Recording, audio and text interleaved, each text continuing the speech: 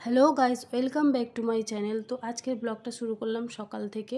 সকালের সমস্ত কাজকর্ম থেকে শুরু করলাম আজকের ব্লগটা।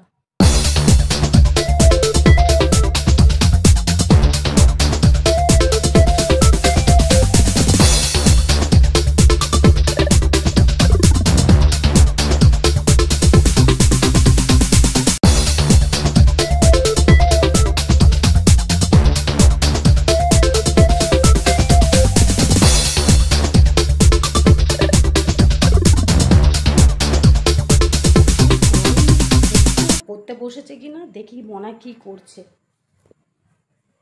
মনা, তুই এখনো পড়তে বসিসনি? আমি বলেছি কখন পড়তে বসতে। প্লিজ একটুখানি খেলি তারপর পড়তে বসি। ঠিক আছে, একটুখানি খেলে দিন, তারপর পড়তে বসে যাবি। ঠিক আছে, আমি রান্নাটা ওদিকে সেরে আসি।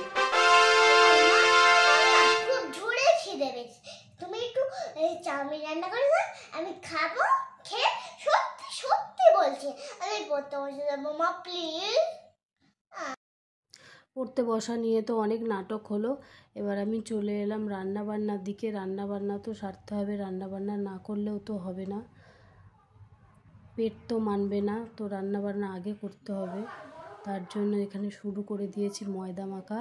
আর এখানে আছে কাবলি ছোলা ভেজানো। তো এখানে আমি হালকা অল্প অল্প তেল দিয়ে পরোটাটা ভেজে নিচ্ছি। আর এখানে আমি তরকারিটা রেডি করে নিয়েছি।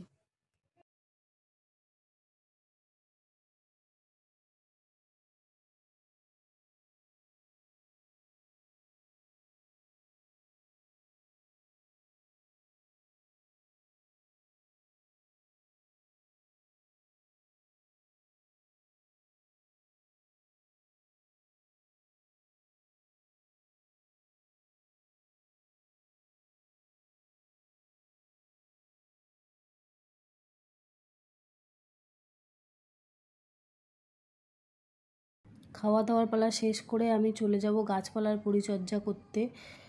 নতুন নতুন দুটো গাছ নিয়ে আসা হয়েছে, বাগানবিলাস গাছ। সেই গাছগুলো জল দেব। তারপরে আরও কী নতুন নতুন গাছ হয়েছে সবই তোমাদের সাথে শেয়ার করব।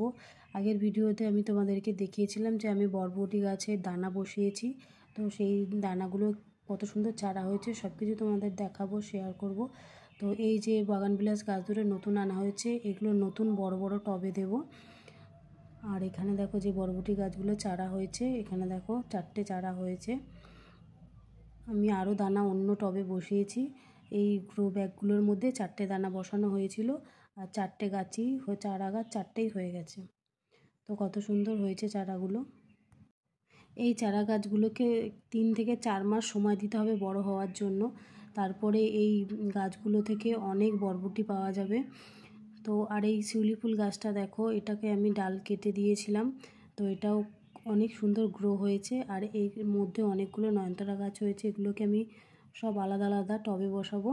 আর যে এই গাছটা দেখতে পাচ্ছ, এটাও বাগানবিলাস গাছ। এটাই অনেক ফুল ধরেছিল, তো সেগুলো আমি ডালগুলো কেটেছি, কেটে আরও সুন্দর করে গ্রো করার জন্য ডালগুলো সব কেটে পরিষ্কার করেছি।